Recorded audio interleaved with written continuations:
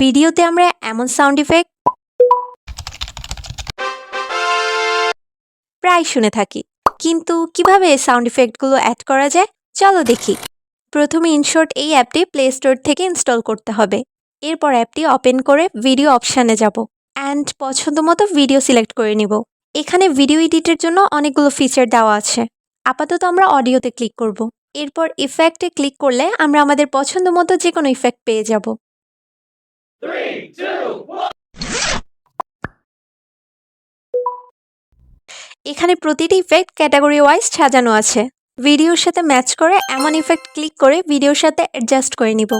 That's it. ভিডিওটি ভালো লাগলে লাইক করো আর এমন ভিডিও আরও পেতে চ্যানেলটিকে সাবস্ক্রাইব করো।